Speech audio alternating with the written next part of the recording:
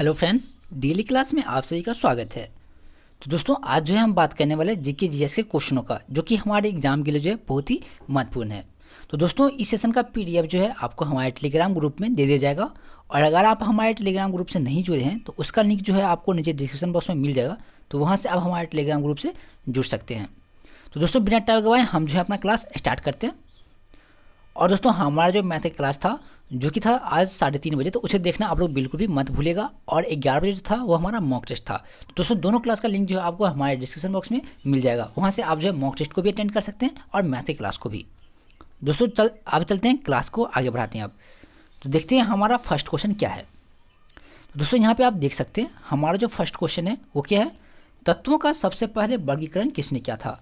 दोस्तों, क्वेश्चन है हमारा, तत्वों का सबसे पहला वर्गीकरण किसने किया था। तो किसने किया था? न्यूलैंड ने। किसने? न्यूलैंड ने। तो तत्वों का सबसे पहले वर्गीकरण किसने किया था? न्यूलैंड ने। इसका सही ऑप्शन क्या हो जाएगा? बी।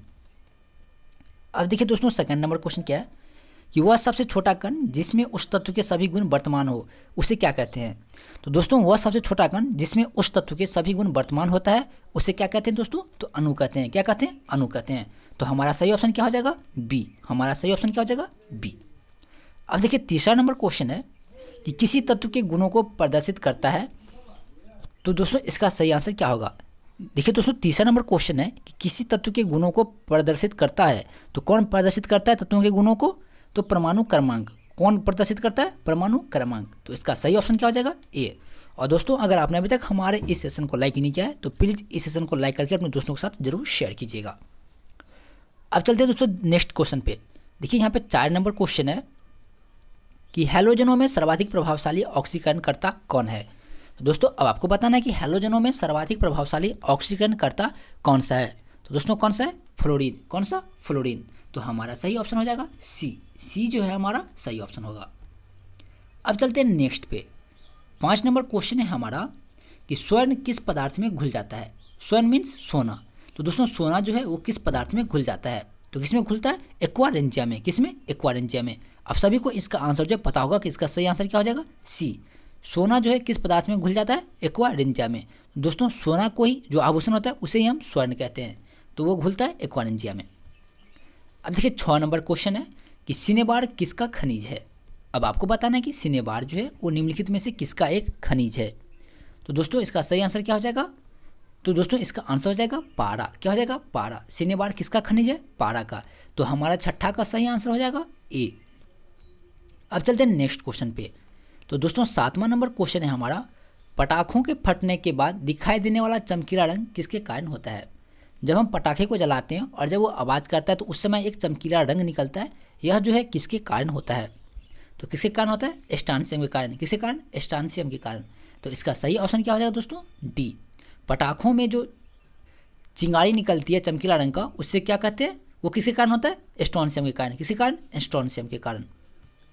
अब देखिए नेक्स्ट क्वेश्चन है हमारा 8वां नंबर कि किसके निष्कासन हेतु साइनाइड विधि प्रयुक्त होती है। अब आपको बताना कि किसके निष्कासन हेतु साइनाइड विधि का प्रयुक्त होता है। दोस्तों, इसका सही आंसर क्या हो जाएगा? चांदी। किसके निष्कासन हेतु साइनाइड विधि का प्रयोग किया जाता है? तो चांदी के लिए। इसका सही आंसर क्या हो जाएगा? ए। ए जो है इसका सही आंसर होगा। अब देखिए 9 नंबर क्वेश्चन क्या है। तो दोस्तों, 9 नंबर क्वेश्चन है कि नाइट्रोजन का विस्फोटक यौगिक कौन सा है। तो दोस्तों, नाइट्रोजन का विस्फोटक यौगिक जो है वो कौन सा है। तो दोस्तों, कौन सा है? NCl3। कौन सा? NCl3। तो हमारा सही ऑप्शन क्या हो जाएगा? ए। नाइट्रोजन का विस्फोटक यौगिक कौन सा है? NCl3।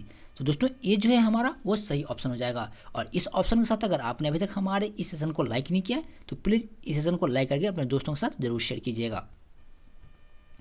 अब देखिए 10 नंबर क्वेश्चन क्या है, हवा के वास्तविक जलवाष्प की मात्रा को क्या कहते हैं। तो दोस्तों, हवा के वास्तविक जलवाष्प की मात्रा को क्या कहते हैं।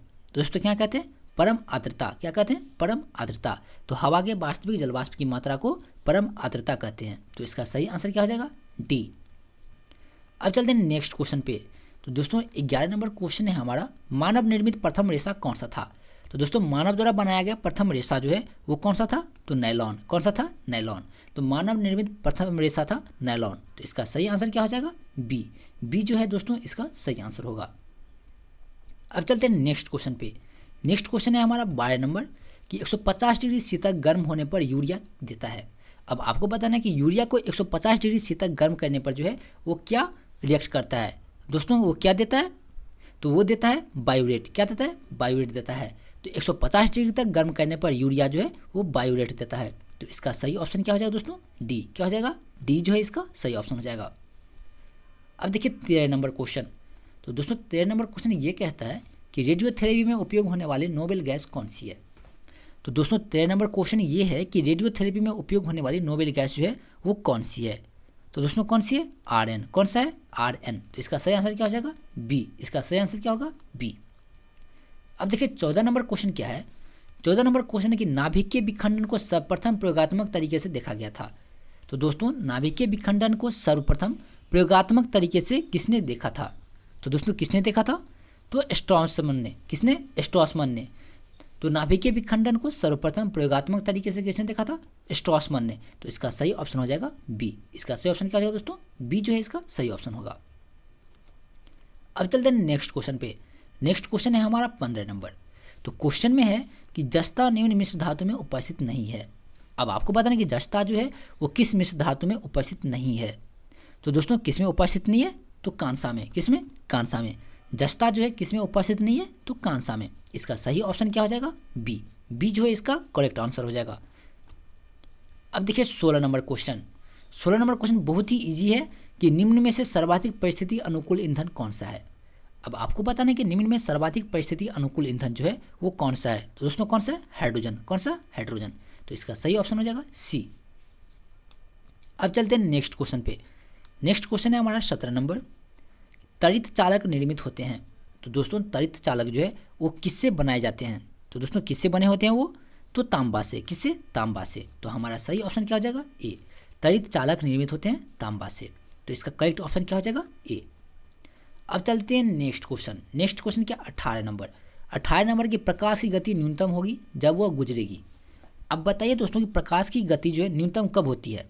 तो दोस्तों कब होती है, जल्दी से बताइए कब होती है, तो कांच में। कहाँ पे, कांच से। तो प्रकाश की गति न्यूनतम होगी जब वो कांच से गुजरेगी। तो इसका सही ऑप्शन हो जाएगा सी। इसका सही ऑप्शन क्या हो जाएगा, सी। अब देखिए 19 नंबर क्वेश्चन है। 19 नंबर क्वेश्चन की रेडियम प्राप्त होता है। तो दोस्तों रेडियम जो है वो किससे प्राप्त होता है, तो पिच ब्लेड से। किससे, पिच ब्लेड से। रेडियम प्राप्त होता है पिच ब्लेड से। किससे प्राप्त होता है, पिच ब्लेड से। पिच ब्लेड से क्या प्राप्त होता है, तो रेडियम। क्या प्राप्त होता है, रेडियम। तो इसका सही ऑप्शन हो जाएगा सी। सी जो है इसका सही आंसर होगा। देखिए दोस्तों 20 नंबर क्वेश्चन। 20 नंबर क्वेश्चन है कि हेनरी किसका इकाई है। हेनरी जो है वो किसका एसआई मात्रक है। तो हेनरी जो है दोस्तों किसका इकाई है, जल्दी से बताइए। हेनरी जो है किसका इकाई है, प्रेरकत्व का। किसका, प्रेरकत्व का। इसका सही आंसर हो जाएगा सी। इसका सही आंसर क्या हो जाएगा दोस्तों, सी। और आपको बताना है कि हेनरी जो है किसका एसआई मात्रक है, आपको इंग्लिश में बताना है। यहाँ पे क्या है, प्रेरकत्व है, तो आपको बताना है कि इसको इंग्लिश में क्या कहते हैं। तब तो चलते हैं आगे। अब देखिए 21 नंबर क्वेश्चन है। 21 नंबर क्वेश्चन क्या है कि 1 जूल कितने कैलोरी के बराबर होता है। तो दोस्तों 1 जूल जो है वो कितने कैलोरी के बराबर होता है। तो दोस्तों इसका सही आंसर क्या हो जाएगा, 1 जूल जो है वो 0.24 कैलोरी के बराबर होता है। कितने के बराबर, 0.24 कैलोरी के बराबर। तो ये क्वेश्चन आप लोगों के लिए बहुत ही इंपॉर्टेंट है। तो दोस्तों इस क्वेश्चन को आप थोड़ा भी स्किप मत कीजिएगा कि 1 जूल कितने कैलोरी के बराबर होता है, तो 0.24 कैलोरी के बराबर। तो इसका सही आंसर हो जाएगा डी। डी जो है इसका सही आंसर होगा। अब चलते हैं नेक्स्ट क्वेश्चन पे। नेक्स्ट क्वेश्चन क्या है, पानी का अनुभार है।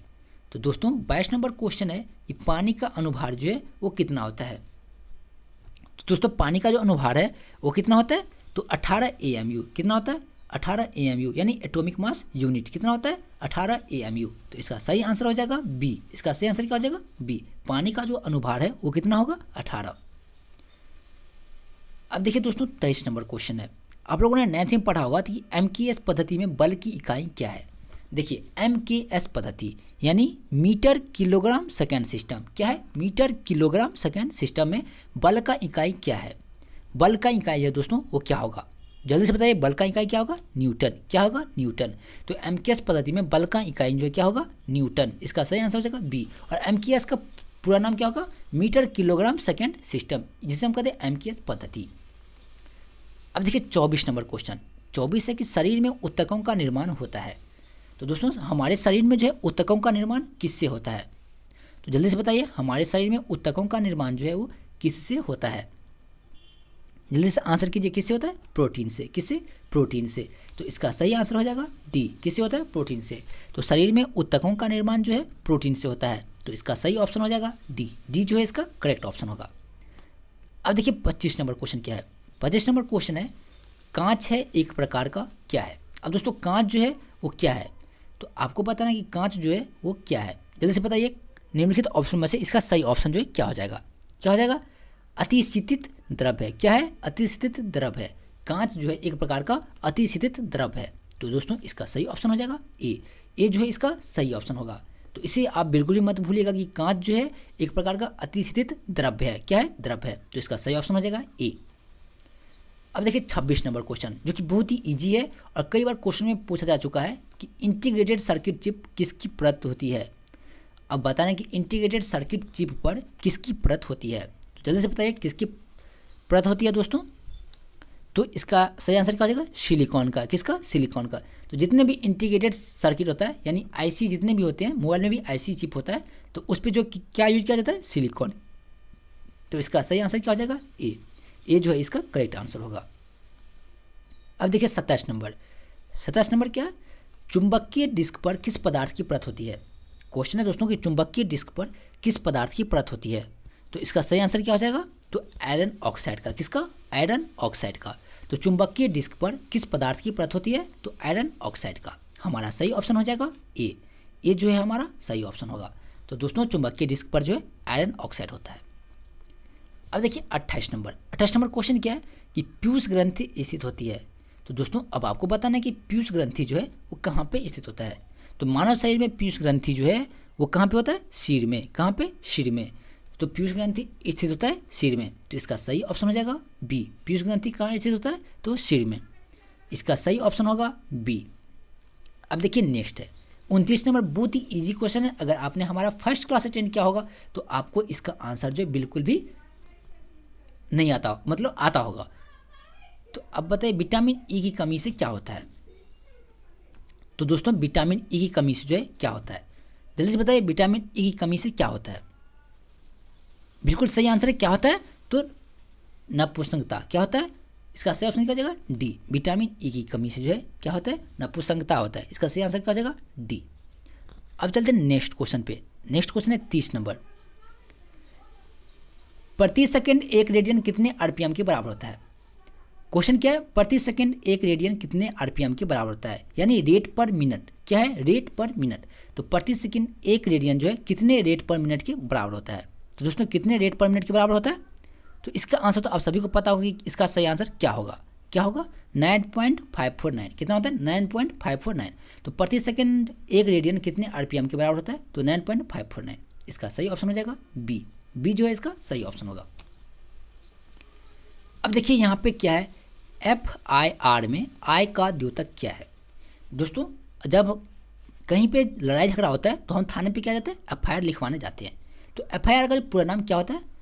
First information report. क्या होता है? First information report. तो इसीलिए इसमें बोला गया कि आई जो है आई का द्योतक क्या है।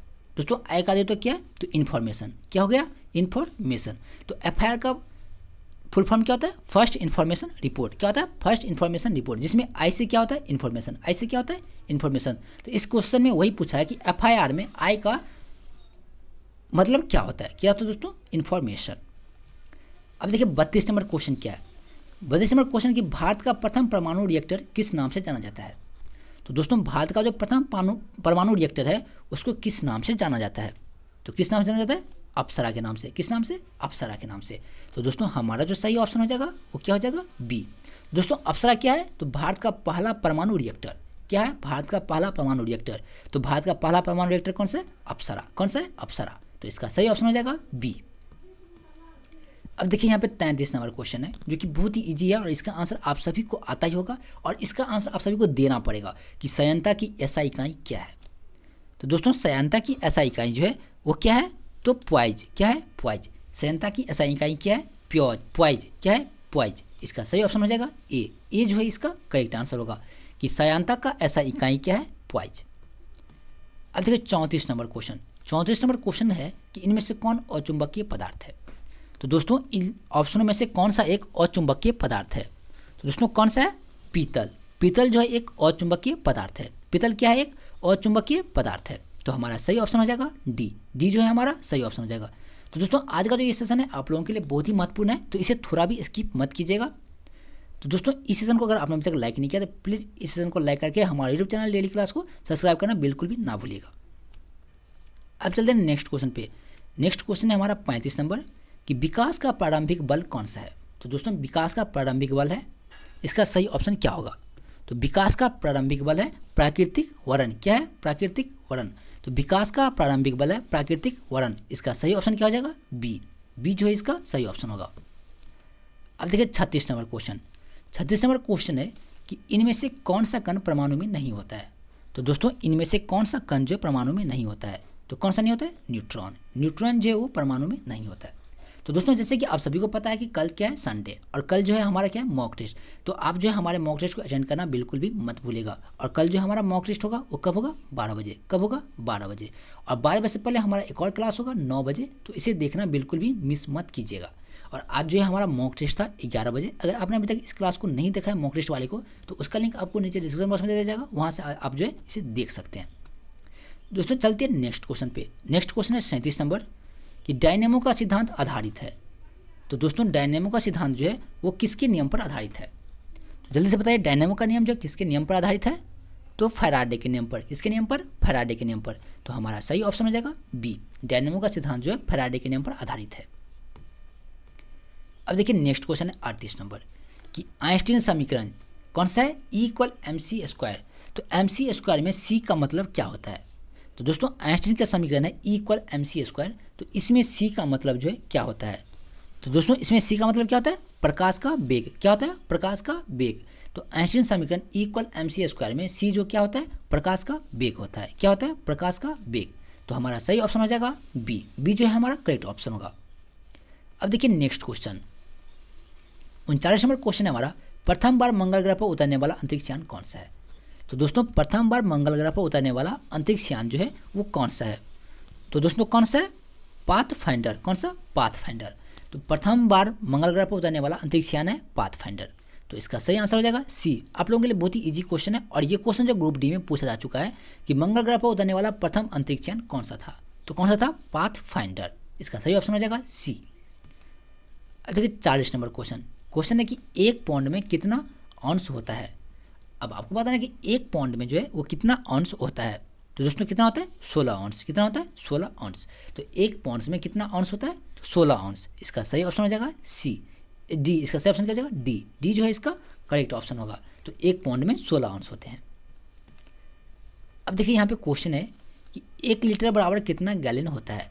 दोस्तों आपको सोच समझ कर आंसर देना है कि 1 लीटर बराबर जो है वो कितना गैलन होता है। तो जल्दी से बताइए 1 लीटर बराबर कितना गैलन होता है? सोच कर आंसर दीजिएगा कि 1 लीटर बराबर कितना गैलन होता है। तो 0.2642 गैलन। 0.2642 गैलन होता है। तो 1 लीटर बराबर होता है 0.2642 गैलन। तो इसका सही ऑप्शन हो जाएगा ए। इसका सही ऑप्शन क्या हो जाएगा? ए। अब देखिए नेक्स्ट क्वेश्चन। नेक्स्ट क्वेश्चन क्या है 42 नंबर कि द्रव्यों में संयंत्रता को मापने वाला यंत्र क्या कहलाता है? क्वेश्चन क्या है दोस्तों? द्रव्यों में संयंत्रता को मापने वाला यंत्र क्या कहलाता है? तो दोस्तों इसका जो है आंसर क्या हो जाएगा? तो द्रव्यों की संयंत्रता को मापने वाला यंत्र जो है क्या कहलाता है? तो आप सभी को पता होगा कि इसका आंसर जो है क्या होगा। तो दोस्तों इसका आंसर जो है क्या होगा? तो विस्कोमीटर। क्या चीज़? विस्कोमीटर। तो 42 का जो आंसर है वो हो जाएगा बी। विस्कोमीटर से क्या होता है? द्रव्यों की संयंत्रता को मापा जाता है। अब चलते हैं नेक्स्ट क्वेश्चन पे। नेक्स्ट क्वेश्चन क्या है? 1 फर्मी बराबर होता है। तो दोस्तों 1 फर्मी बराबर जो कितना एंगस्ट्रॉम होता है? आपको बताना कि 1 फर्मी बराबर कितना एंगस्ट्रॉम होता है। तो कितना एंगस्ट्रॉम होता है? 10⁻⁻5 एंगस्ट्रॉम। 10⁻⁻5 एंगस्ट्रॉम। तो 1 फर्मी बराबर होता है 10⁻⁻5 एंगस्ट्रॉम, यानी 1 फर्मी बराबर होता है कितना? तो 10⁻⁻5 एंगस्ट्रॉम। तो इसका सही ऑप्शन हो जाएगा बी। बी जो है इसका सही आंसर होगा। अब चलते हैं नेक्स्ट क्वेश्चन पे। नेक्स्ट क्वेश्चन है 44 नंबर। किसी वस्तु का अधिकतम भार होता है। तो दोस्तों किसी वस्तु का अधिकतम भार जो है वो किस में होता है? जल्दी से बताइए किसी वस्तु का अधिकतम भार जो है वो किस में होता है? तो किस में होता है अधिकतम भार?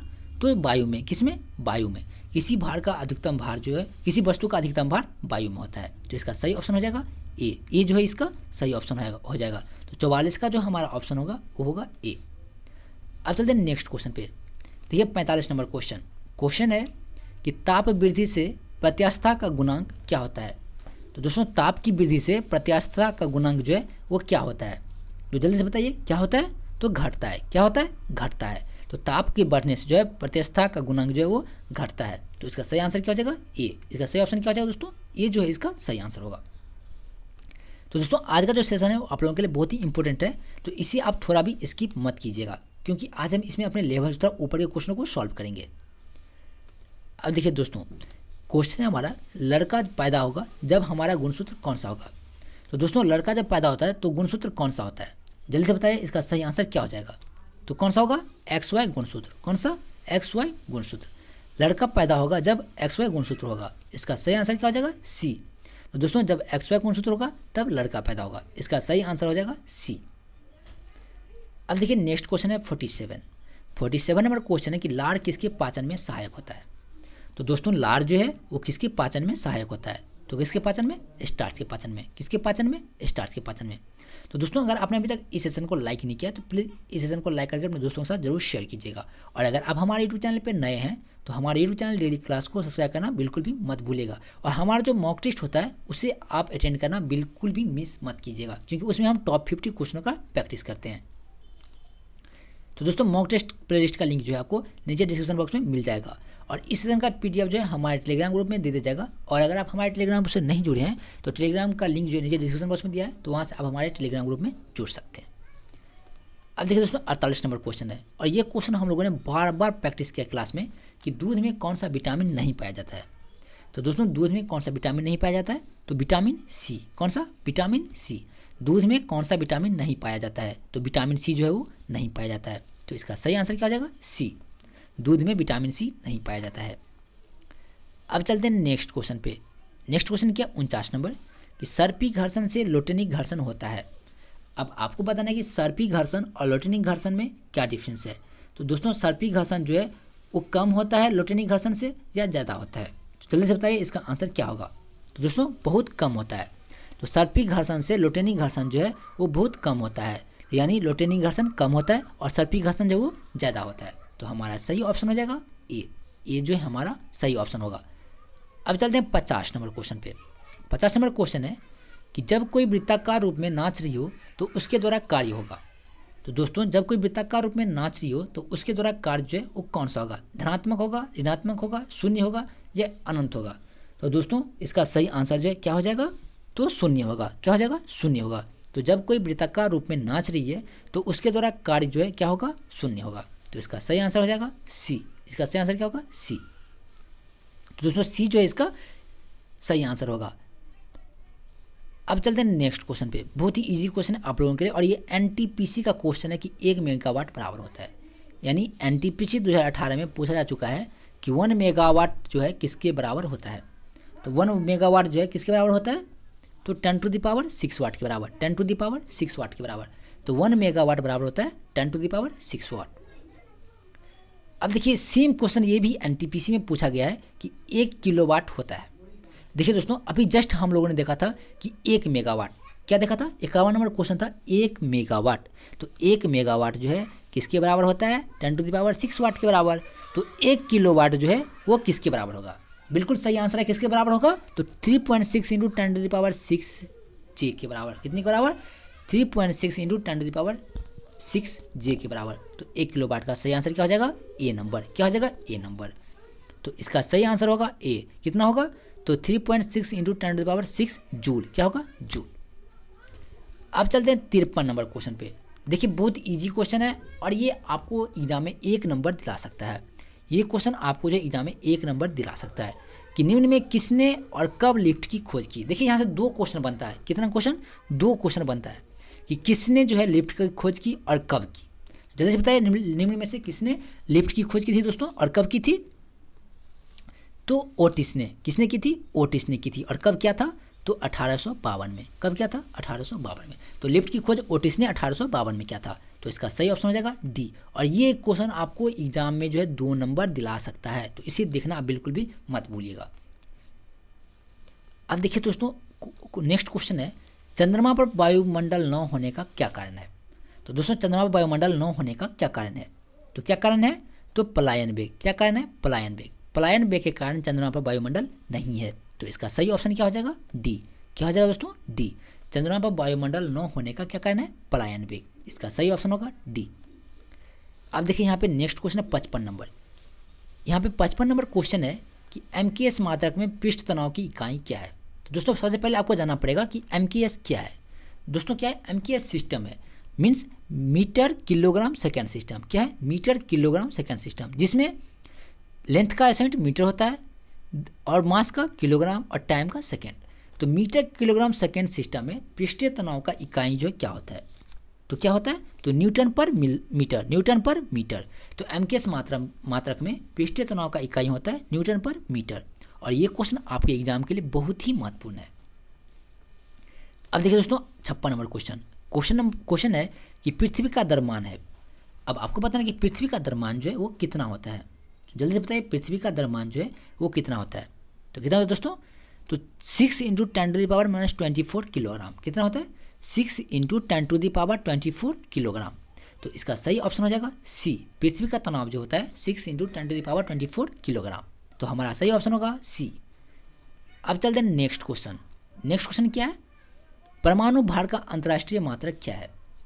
अब दोस्तों अब आपको पता है कि परमाणु भार का अंतर्राष्ट्रीय मात्रक जो है वो कितना होता है? तो जल्दी से बताइए, परमाणु भार का अंतर्राष्ट्रीय मात्रक जो है कितना होता है? तो C12। कितना होता है? C12। तो परमाणु भार का अंतर्राष्ट्रीय मात्रक जो है क्या है? C12 है। C12 क्या है? अंतर्राष्ट्रीय मात्रक है किसका? परमाणु भार का। अब देखिए 58 नंबर क्वेश्चन है कुहासा है, यानी ठंडी के मौसम में जो धुंध लग जाता है, जिसे धुंध बोलते हैं आम भाषा में, यानी फॉग। तो कुहासा जो है वो क्या है दोस्तों? कुहासा जो है क्या है? तो कुहासा क्या है? एक बिल्कुल सही क्या है? विषमांग मिश्रण है। क्या है? विषमांग मिश्रण है। ठंडी के मौसम में आप धुआं जैसा देखते रहिए होगा, तो वही कुहासा जो है क्या है? एक विषमांग मिश्रण है। तो हमारा सही ऑप्शन क्या हो जाएगा? बी। बी जो है हमारा करेक्ट आंसर होगा। तो 58 का ऑप्शन हो जाएगा दोस्तों बी। अब देखिए 59 नंबर क्वेश्चन है, किसी परमाणु के गुण निर्भर करते हैं। तो अब आपको पता ना किसी परमाणु के गुण जो है वो किस पर निर्भर करता है? तो दोस्तों किसी परमाणु का गुण जो है वो किस पर निर्भर करता है? जल्दी से बताइए, किस पर निर्भर करता है? तो इलेक्ट्रॉनिक संरचना पर। किस पर? इलेक्ट्रॉनिक की संरचना पर। तो इसका सही आंसर हो जाएगा डी। डी जो है इसका सही आंसर होगा। अब चलते हैं नेक्स्ट क्वेश्चन 60 नंबर पे। देखिए दोस्तों 60 नंबर क्वेश्चन क्या है? कैथोड किरणें बनी होती है। कैथोड किरण जो है वो निम्नलिखित में से किससे बनी होती है? तो किससे बनी होती है दोस्तों? इलेक्ट्रॉन से। किससे? इलेक्ट्रॉन से। कैथोड किरण जो है वो इलेक्ट्रॉन से बनी होती है। तो इसका सही ऑप्शन हो जाएगा ए। कैथोड किरण किससे बनी होती है? इलेक्ट्रॉन से।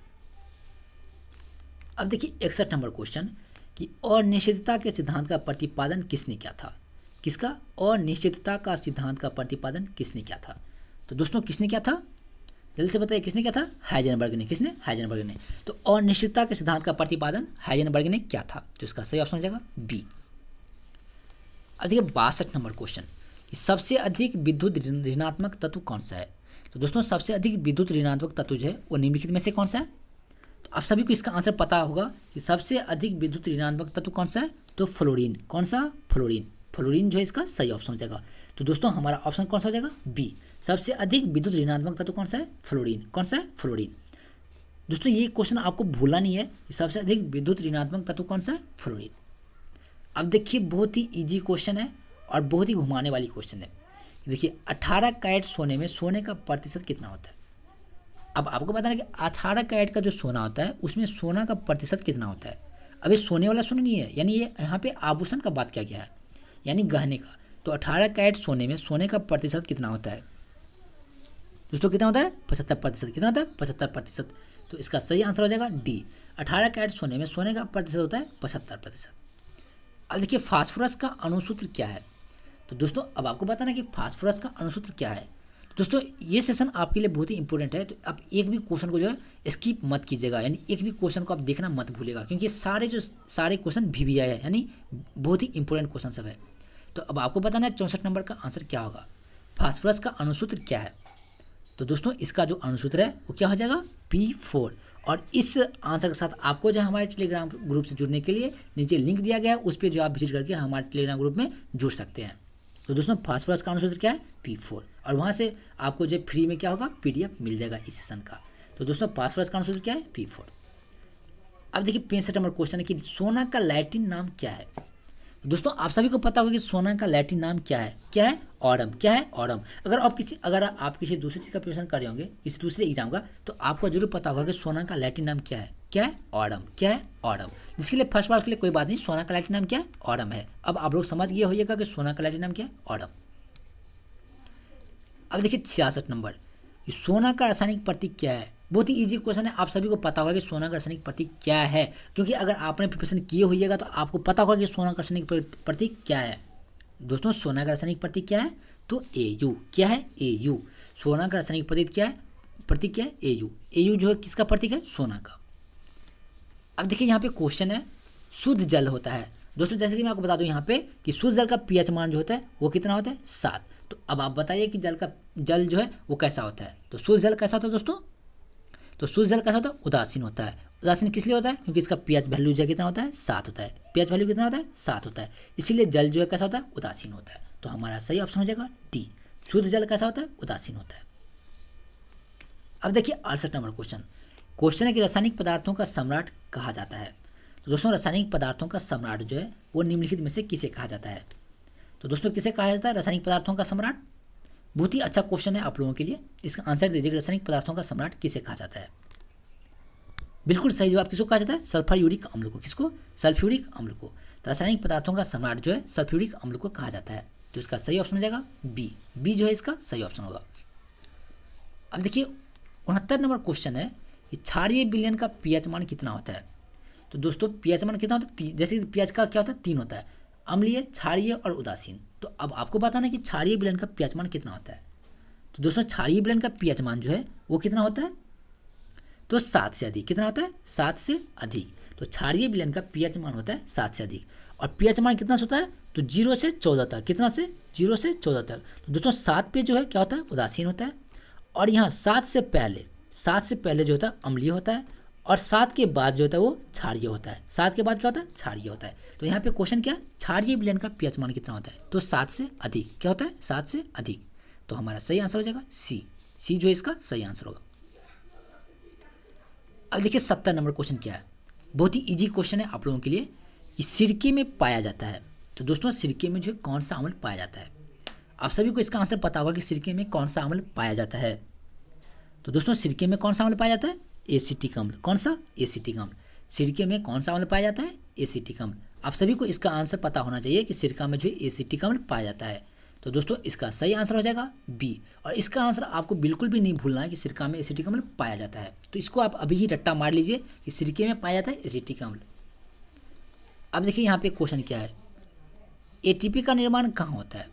तो दोस्तों एटीपी का जो निर्माण होता है वो कहाँ पे होता है, माइटोकॉन्ड्रिया में। कहाँ पे, माइटोकॉन्ड्रिया में। और दोस्तों एटीपी क्या है, आपको बताना कि एटीपी क्या है।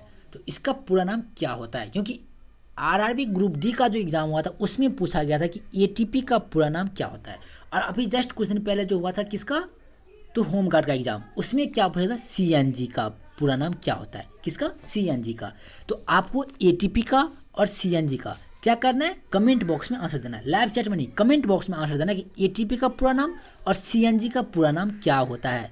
अगर आप पढ़ने वाले होइएगा तो आपको इसका आंसर पता होना चाहिए कि एटीपी और सीएनजी का पूरा नाम क्या होता है। और दोस्तों गूगल पे सर्च नहीं मारना कि इसका पूरा नाम क्या होगा। आपको आता है तो आंसर दीजिएगा एटीपी का पूरा नाम और सीएनजी का पूरा नाम, क्योंकि यह क्वेश्चन होमगार्ड में पूछा गया है।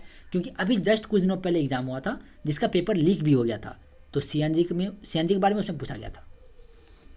अब देखिए नेक्स्ट क्वेश्चन क्या है, कोशिका विभाजन की क्रिया आरंभ होती है। तो दोस्तों कोशिका विभाजन की क्रिया जो है वो कहाँ पे आरंभ होती है, जल्दी से बताइए। कोशिका विभाजन की क्रिया जो है कहाँ पे आरंभ होती है। 72 का आंसर क्या हो जाएगा दोस्तों, तो सेंट्रोसोम में। कहाँ पे, सेंट्रोसोम में। कोशिका विभाजन की क्रिया कहाँ पे आरंभ होती है, सेंट्रोसोम से। तो इसका सही ऑप्शन हो जाएगा डी जो है इसका सही ऑप्शन होगा। तो दोस्तों ऐसे ही ढेर सारे क्वेश्चनों की प्रैक्टिस के लिए आप हमारे यूट्यूब चैनल डेली क्लास को सब्सक्राइब कर लीजिए, ताकि आप हर एक वीडियो का लाइव सेशन जो देख सकें। तो दोस्तों यहाँ पे 73 नंबर क्वेश्चन क्या है, यूरेसिल किस में पाया जाता है। तो दोस्तों यूरेसिल जो है वो किस में पाया जाता है। तो अब आपको बताना कि यूरेसिल जो है वो आरएनए में पाया जाता है। आरएनए में पाया जाता है। तो इसका सही आंसर क्या हो जाएगा? डी। क्या हो जाएगा? डी। दोस्तों आपको ये भी कमेंट करना है कि आरएनए का पूरा नाम क्या होता है और डीएनए का पूरा नाम क्या होता है। तो जैसे कि मैं आपको बता दूं डीएनए का पूरा नाम क्या होता है? Dioxy ribonucleic acid. उसी तरह आरएनए का पूरा नाम क्या होता है, ये आपको क्या करना है? कमेंट करना है। क्या करना है? कमेंट करना है।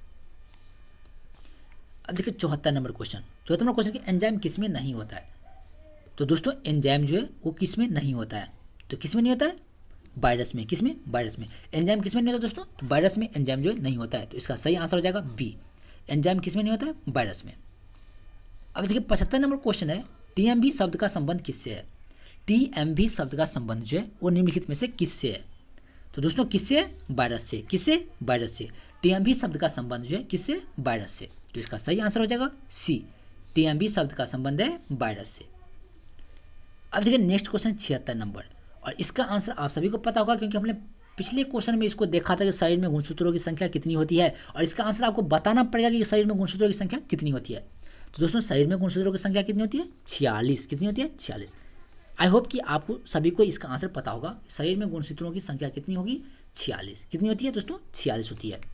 तो इसको आपको अभी ही रट्टा मार लेना है कि शरीर में गुणसूत्रों की संख्या कितनी होती है? 46। कितनी होती है? 46। इसके बाद आपको कभी भी इसको जो है भूलने की जरूरत ना पड़े। ऐसे याद कीजिए, कभी भूलने की जरूरत ना पड़े। अब देखिए बहुत ही इजी क्वेश्चन है और बहुत ही इंपॉर्टेंट क्वेश्चन है कि वायरस की खोज किसने की थी। देखिए दोस्तों ये सारे क्वेश्चन जितने भी ना वायरस वगैरह सबसे, ये सब एनटीपीसी में पूछा हुआ क्वेश्चन है। और बिहार पुलिस का जो ऐसा का एग्जाम होता है उसमें भी पूछा जाने वाला ये सब क्वेश्चन है कि वायरस की खोज किसने की थी। दोस्तों वायरस की खोज जो है वो किसने की थी? डी.आई. वानोवस्की ने। किसने? डी.आई. वानोवस्की ने।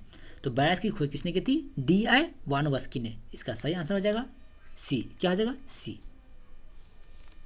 अब देखिए 78 नंबर क्वेश्चन है कि चाय का लाल कीट का कारण है। चाय के लाल कीट का कारण है। जल्दी से बताएं चाय के लाल कीट का क्या कारण है? दोस्तों क्या कारण है? तो जीवाणु।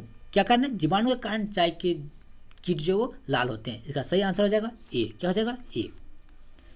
अब देखिए दोस्तों बहुत ही इजी क्वेश्चन है कि आप सभी के घर में जो बल्ब होगा, तो अब आप बताइए कि विद्युत बल्ब में भरी जाती है। अब आप बताइए आपके घर में जो बल्ब है उसमें कौन सी गैस भरी जाती है? तो दोस्तों कौन सी गैस भरी जाती है? तो दोस्तों कौन सी गैस भरी जाती है? तो नाइट्रोजन।